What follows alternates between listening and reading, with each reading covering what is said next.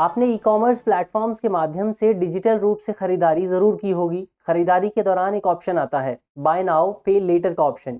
कुछ लोगों ने स्पष्ट तौर पर इस विकल्प का भी उपयोग किया होगा। कोविड-19 महामारी के बाद भारत समेत दुनिया भर के तमाम देशों में इस ऑप्शन का उपयोग व्यापक स्तर पर किया जा रहा है। आज इस वीडियो में हम इसी विषय से संबंधित, इसी मॉडल से संबंधित तमाम पहलुओं को समझने की कोशिश करेंगे। मेरा नाम है अक्षय और आपका स्वागत है दृष्टि आईएएस की इस नई वीडियो में। वीडियो शुरू करते हैं और सबसे पहले वीडियो की रूपरेखा को समझ लेते हैं, यानी इन बिंदुओं की बात कर लेते हैं जिनके माध्यम से हम अपनी चर्चा को आगे बढ़ाएंगे। तो वीडियो में सबसे पहले हम न्यूज़ यानी खबर को देखेंगे।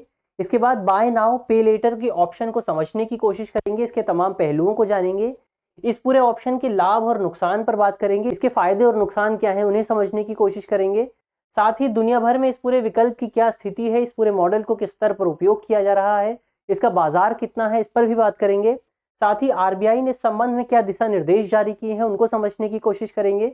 अंत में निष्कर्ष की बात करेंगे और एक प्रश्न पर भी चर्चा करेंगे। प्रश्न प्रीलिम्स का है और आप वीडियो में बताए गए तथ्यों के आधार पर प्रश्न को हल करने की कोशिश कर सकते हैं। आज का जो पूरा वीडियो है सामान्य अध्ययन प्रश्न पत्र 3 से संबंधित है। आप इसे भारतीय अर्थव्यवस्था और बैंकिंग एवं एनबीएफसी जैसे खंडों से जोड़कर देख सकते हैं। एनबीएफसी यानी नॉन बैंकिंग फाइनेंशियल कंपनीज।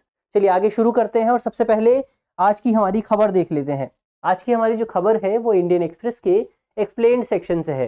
हमारी खबर है buy now pay later, how it works, who should use it. यानी बाय नाउ पे लेटर का जो विकल्प है, ये जो पूरा मॉडल है, ये मॉडल किस तरह से काम करता है और किन लोगों को इस मॉडल का उपयोग करना चाहिए, ये मॉडल कितना सस्टेनेबल है, इसको लेकर बात की गई है। साथ ही आरबीआई के दिशा निर्देशों को भी समझने की कोशिश की गई है।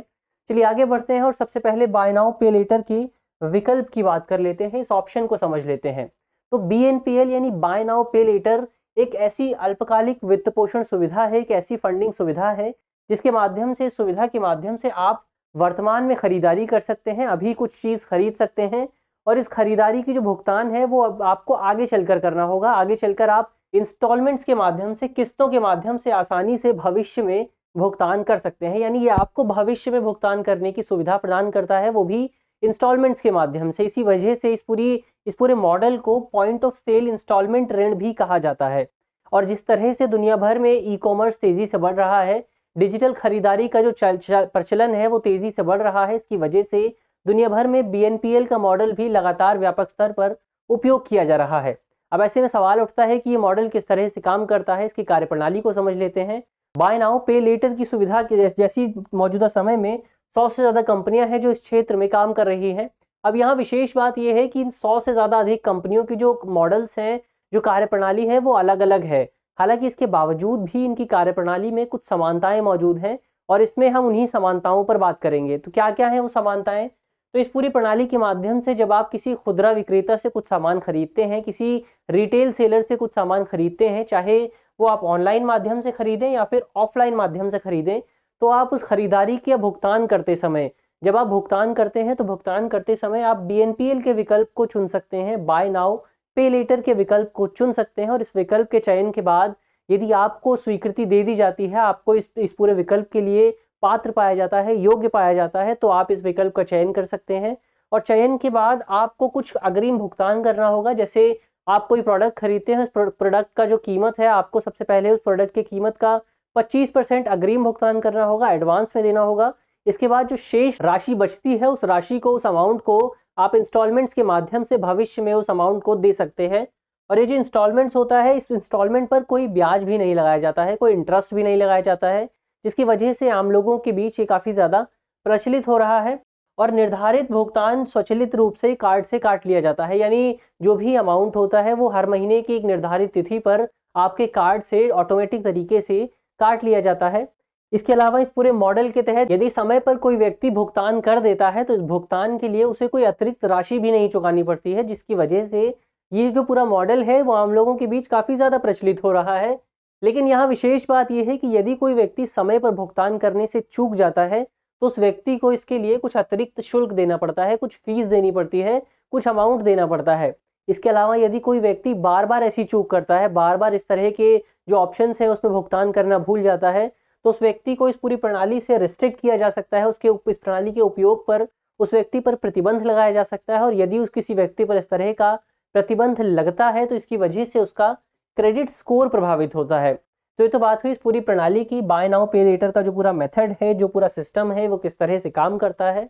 अब आगे बढ़ते हैं और इस प्रणाली के लाभ की बात कर लेते हैं। ये प्रणाली किस तरह से, इसके एडवांटेजेस क्या हैं उसको समझ लेते हैं। तो सबसे पहला एडवांटेज यही है कि ये जो पूरी प्रणाली है वो तुलनात्मक रूप से काफ़ी ज़्यादा सुविधाजनक है, काफ़ी ज़्यादा फैसिलिटी मिलती है इसके माध्यम से। इसके माध्यम से आसानी से ऋण प्राप्त किया जा सकता है। उदाहरण के लिए जो कन्वेंशनल मेथड्स होते हैं, जैसे यदि आप बैंक से ऋण लेने जाते हैं तो जाहिर तौर पर बैंक से ऋण लेने में काफ़ी ज़्यादा लंबा समय लगता है, काफ़ी ज़्यादा चुनौतीपूर्ण होता है, काफ़ी जटिल होता है, काफ़ी ज़्यादा पेपर्स लगाने पड़ते हैं। लेकिन यदि आप BNPL के माध्यम से ऋण लेते हैं तो ये इस तरह का ऋण काफ़ी सुविधाजनक तरीके से मिल जाता है। इसके अलावा दूसरा लाभ ये है कि ये क्रेडिट तक क्विक एक्सेस प्रदान करता है, त्वरित पहुंच प्रदान करता है। अक्सर ये देखा जाता है कि जो भी इस तरह के बैंक हैं, इस तरह के जो ऐप्स हैं, वो केवल 2 से 3 मिनट के भीतर ही आपको ऋण प्रदान कर देते हैं। 2 से 3 मिनट के भीतर ही आपकी एप्लीकेशन को प्रोसेस कर दिया जाता है और आपको मंजूरी दे दी जाती है यदि आप उसके लिए पात्र होते हैं तो इस तरह से ये काफ़ी त्वरित तरीके से, काफ़ी क्विक तरीके से लोगों को ऋण प्रदान कर रही है। इसके अलावा इसमें लेन देन भी काफ़ी सुरक्षित होता है, काफ़ी सेफ होता है, क्योंकि बैंकों के माध्यम से लेन देन हो रहा है तो जाहिर तौर पर ये लेन देन काफ़ी सुरक्षित माना जाता है। इसके अलावा इस प्रणाली में हम चुकाने की अवधि भी खुद चुन सकते हैं। आप इस बात का चयन कर सकते हैं कि आप 5 महीने में अपना अमाउंट चुकाना चाहते हैं या फिर 6 महीने में अपना अमाउंट चुकाना चाहते हैं। तो जाहिर तौर पर ये इस तरह की सुविधा भी प्रदान करता है। इसके अलावा इस प्रणाली के माध्यम से जो EMI होता है, उस EMI पर हमें कोई अतिरिक्त लागत नहीं देनी पड़ती है, कोई कॉस्ट नहीं देना पड़ता है।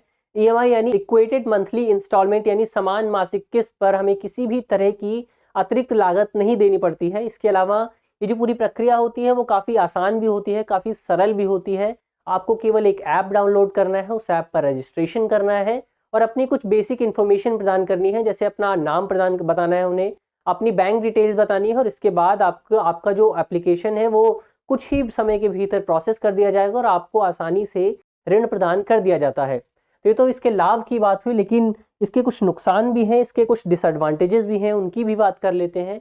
तो इसका सबसे पहला और सबसे बड़ा डिसएडवांटेजेस यही है कि ये फालतू खर्च को बढ़ावा दे रहा है। दुनिया भर में इसकी वजह से जो फालतू खर्च है वो लगातार तेजी से बढ़ रहा है।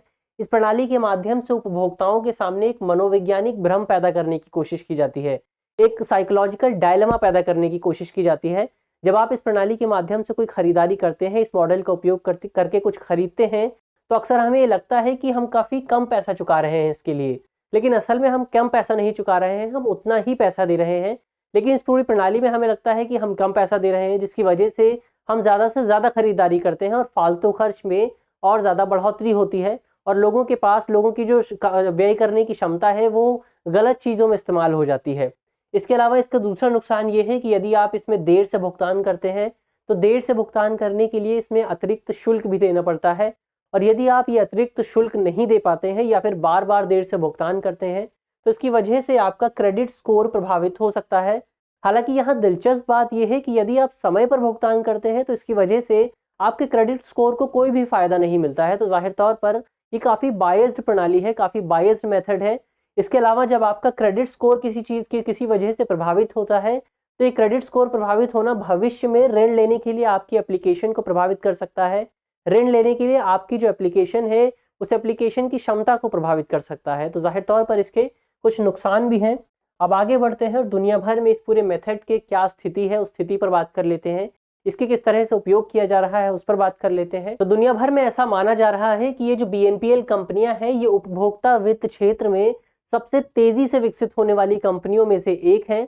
ग्लोबल डेटा नाम की कंपनी ने बीते दिनों एक रिपोर्ट जारी की थी। इस रिपोर्ट में बताया गया था कि साल 2019 में BNPL कंपनियों के माध्यम से जो लेन देन की मात्रा थी वो तकरीबन $33 बिलियन के आसपास थी, जो कि मात्र 2 साल के भीतर यानी साल 2021 में बढ़कर $120 बिलियन के आसपास पहुंच गई थी। यानी मात्र 2 साल के भीतर काफ़ी ज़्यादा बढ़ोतरी देखने को मिली है। तो जाहिर तौर पर मात्र 2 साल के भीतर ये जो पूरा मॉडल है ये आम लोगों के बीच काफ़ी ज़्यादा प्रचलित हो गया है। इसके अलावा इसी रिपोर्ट में बताया गया था कि दुनिया भर में मौजूदा समय में तकरीबन 100 से अधिक BNPL कंपनियां काम कर रही हैं और इस तरह से जैसे जैसे ई-कॉमर्स क्षेत्र का विकास हो रहा है, जैसे जैसे ऑनलाइन खरीदारी आम लोगों के बीच ज़्यादा से ज़्यादा प्रचलित हो रही है, तो इसकी वजह से BNPL कंपनियां और ज़्यादा विकास कर रही हैं और इसी विकास की वजह से ये अनुमान लगाया गया था कि साल 2025 तक दुनिया भर में BNPL क्षेत्र का जो बाजार मूल्य होगा, जो मार्केट वैल्यू होगी, वो तकरीबन $482 बिलियन के आसपास पहुंच सकता है। यानी ये जो पूरा क्षेत्र है, इसका भविष्य मौजूदा समय में काफ़ी ज़्यादा उज्जवल बताया जा रहा है, काफ़ी ब्राइट बताया जा रहा है। तो ये दुनिया भर में इस पूरे क्षेत्र की स्थिति हुई। अब आगे बढ़ते हैं और जान लेते हैं कि इस पूरे क्षेत्र को लेकर RBI क्या कर रहा है, रिजर्व बैंक द्वारा इस पूरे क्षेत्र को लेकर किस तरह के निर्णय लिए गए हैं। तो इस पूरे क्षेत्र के विकास को देखते हुए बीते दिनों भारतीय रिजर्व बैंक द्वारा अगस्त 2022 में डिजिटल ऋण से संबंधित जो क्षेत्र है, उस क्षेत्र को विनियमित करने के लिए कुछ फ्रेमवर्क जारी किया गया था। दरअसल इससे पहले रिजर्व बैंक ने डिजिटल ऋण पर एक कार्यकारी समूह का गठन किया था, एक वर्किंग ग्रुप का गठन किया था। इस वर्किंग ग्रुप ने नवंबर 2021 में अपनी रिपोर्ट पेश की इस पूरे क्षेत्र को लेकर और कुछ सिफारिशें दी, कुछ रिकमेंडेशंस दी, और इन्हीं रिकमेंडेशंस के आधार पर अगस्त 2022 में रिजर्व बैंक द्वारा ये फ्रेमवर्क जारी किया गया था। क्या कहा गया है इस फ्रेमवर्क में, उसको जान लेते हैं।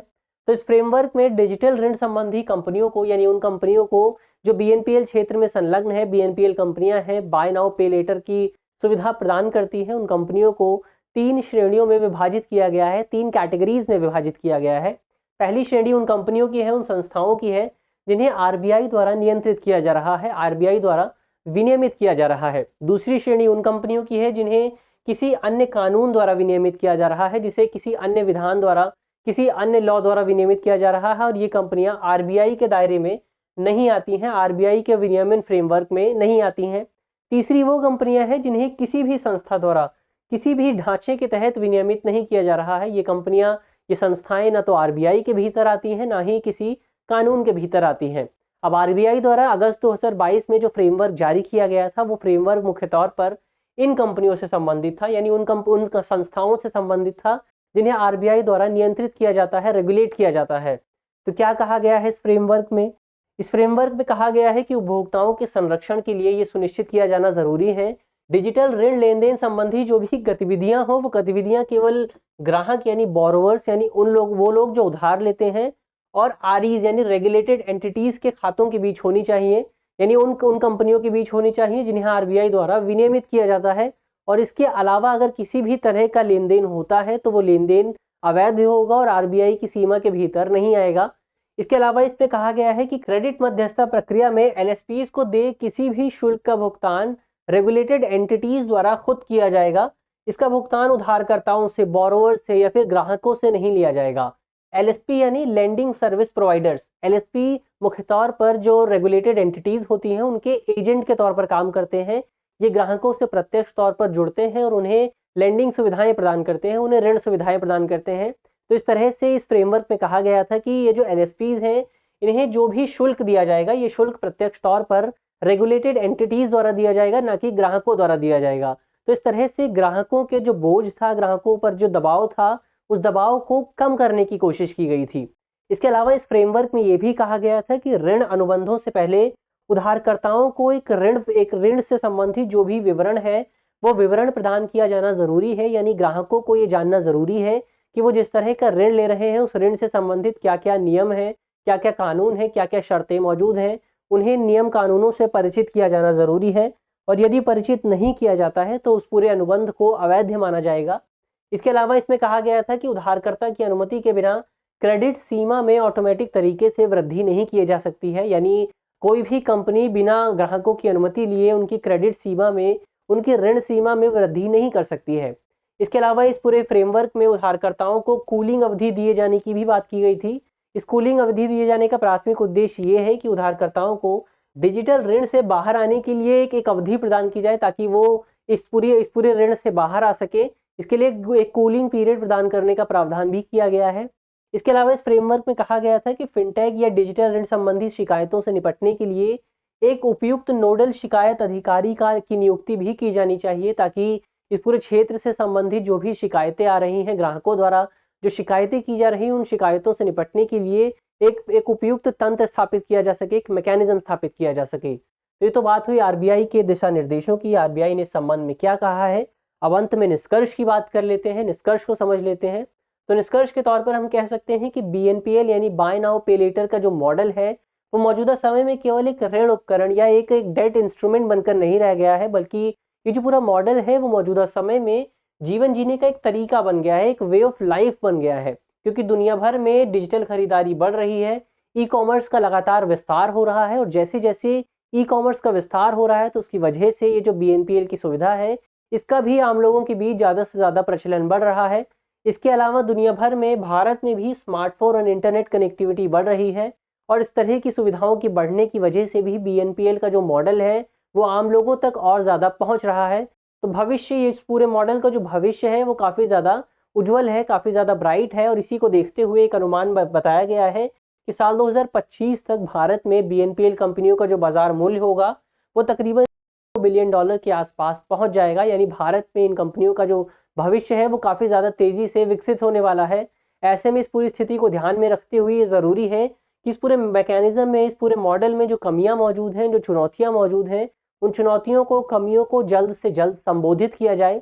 इस संबोधन के लिए, इसके निवारण के लिए एक उपाय के तौर पर एक तंत्र स्थापित किया जा सकता है, एक मंच का गठन किया जा सकता है, एक प्लेटफॉर्म बनाया जा सकता है जहां पर सभी सरकारी और निजी क्षेत्र के हितधारकों को, जैसे कि RBI को लाया जा सकता है। इसके अलावा भारत में जो कंपनियां काम कर रही हैं इस क्षेत्र में, उन कंपनियों को इस मंच पर लाया जा सकता है और इस एक मंच पर आकर सभी लोग इस पूरे क्षेत्र के विकास से संबंधित विचार विमर्श करेंगे और इस पूरे क्षेत्र को नियमित करने के लिए, इस पूरे क्षेत्र को रेगुलेट करने के लिए नियम और कानून बनाएंगे। तो ये तो बात हुई अंत में निष्कर्ष की। अब एक प्रश्न की बात कर लेते हैं। प्रश्न प्रीलिम्स का है और आप वीडियो में बताए गए तथ्यों के आधार पर इसे हल करने की कोशिश कर सकते हैं।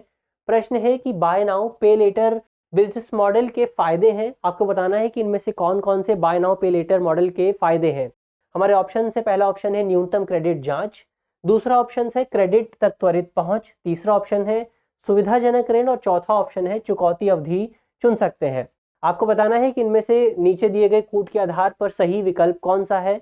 हमारे विकल्प हैं ऑप्शन ए केवल 1 और 2, ऑप्शन बी केवल 2, 3 और 4, ऑप्शन सी केवल 1, 2 और 3 या फिर ऑप्शन डी 1, 2, 3 और 4 यानी सभी। आप कमेंट बॉक्स में सवाल का जवाब दे सकते हैं। मुझे आशा है कि इस वीडियो के माध्यम से जिन बिंदुओं पर चर्चा की गई है वो आपको समझ में आएंगे और यदि आपके प्रश्न पत्र में इससे संबंधित कोई भी सवाल आता है तो आप उसे आसानी से हल कर सकेंगे।